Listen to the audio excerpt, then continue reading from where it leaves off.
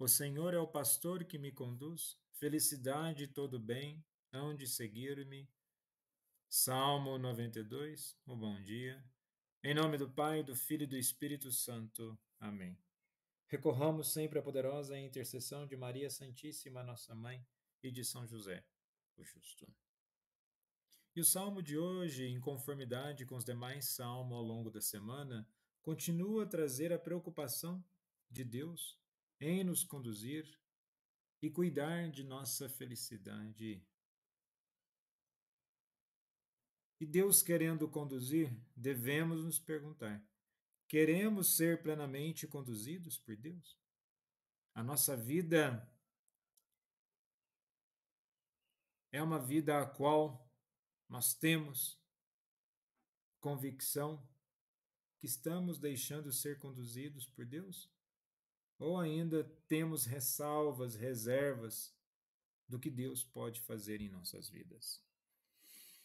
Na liturgia de hoje celebramos o ofício da memória de um doutor da igreja chamado São Lourenço de Brindisi, um franciscano italiano, e ele traz a seguinte reflexão: se queremos realmente ser imagem de Deus, devemos assemelhar-nos a Cristo, pois ele é a imagem da bondade de Deus e imagem fiel da sua substância. Ou seja, para que possamos verdadeiramente deixarmos ser conduzidos por Deus, é preciso assemelhar-nos a Cristo. Cada um na sua vida, com suas características e sua personalidade, se assemelhando a Cristo. Na primeira leitura de hoje, em Jeremias 23, do versículo 1 ao 6, traz exatamente essa preocupação da condução do povo de Israel, uma advertência às lideranças naquele período. E o versículo 1 começa exatamente: ai dos pastores que destroem e dispersam as ovelhas do meu pasto. E é uma condenação direta aos líderes de Israel, os pastores, que falharam em cuidar do povo de Deus, as ovelhas. E Deus acusa esses líderes de negligência e abuso de poder. Para nós hoje, este texto nos chama a refletir sobre a responsabilidade da liderança. E podemos também refletir sobre a nossa responsabilidade em tudo aquilo que nós estamos fazendo. Nós assumimos os nossos compromissos, assumimos o nosso compromisso de fé pelo testemunho e que possamos ter convicção e responsabilidade por aquilo que estamos fazendo. Não deve ser um peso, não deve ser um fardo, mas ter o compromisso é para que, de fato, a vida faça sentido perante aquilo que acreditamos. Não basta apenas acreditar se não é vivenciado aquilo que nós acreditamos. E na ausência do cuidado dos pastores, Deus, ele pode assumir o compromisso de cuidar. Ou seja, se existe a falha humana, mas nós não devemos deixar de confiar e acreditar em Deus. Na segunda leitura de hoje, na carta de São Paulo aos Efésios, capítulo 2, do versículo 13 ao 18, começa assim: irmãos, agora em Jesus Cristo, vós que outrora estáveis longe, vós tornastes próximos pelo sangue de Cristo. Ele, de fato, é a nossa paz. Do que era dividido, ele se fez unidade. Em sua carne, ele destruiu o muro da separação e inimizade. Ele aboliu a lei com seus mandamentos e decretos. Então vejamos, em Cristo que é a nossa salvação, onde no versículo 13,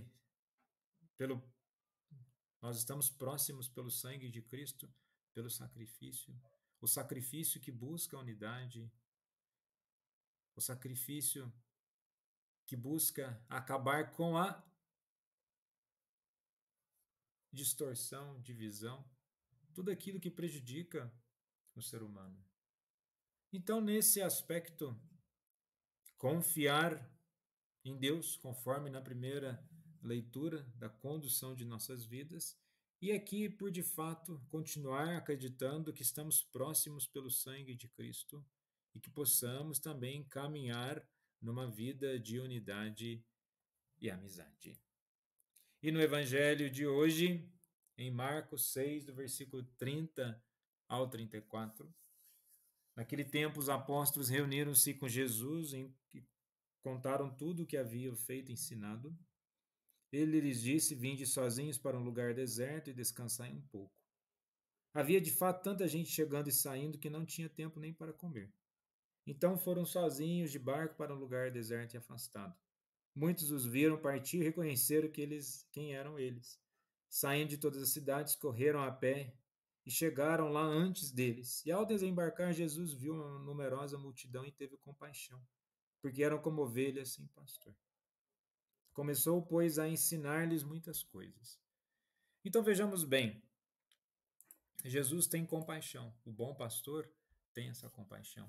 E o termo grego que exatamente traz essa dimensão de compaixão, explesinomai, traduz a ideia de ser movido de uma forte comoção e tem o significado de sentir com as entranhas, no íntimo do ser. E o bonito da elaboração do texto em Lucas, sendo um escritor muito habilidoso, ele traz uma narrativa que revela a salvação em Jesus, passando por traços do rosto de Deus, desenhados na misericórdia, compaixão e amor. E vejamos que no Evangelho de Lucas há uma preferência de Jesus pelos pequenos, o papel privilegiado das mulheres e os grandes perdões que marcam o relato, especialmente do malfeitor arrependido na cruz. E ao final a misericórdia é identificada no terceiro Evangelho como programa de vida. É isso, o programa de vida de Jesus é a dimensão da misericórdia, que deve fundamentar a prática das comunidades cristãs. Lucas, então, nos ensina que a forma mais justa de enxergar a história é pela misericórdia.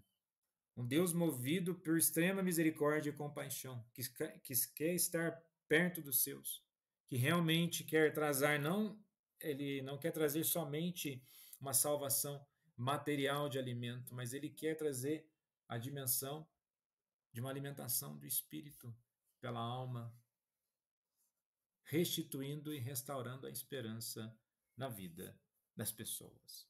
São Lourenço de Brindisi, rogai por nós. Jesus, manso e humilde de coração, fazei o nosso coração semelhante ao vosso.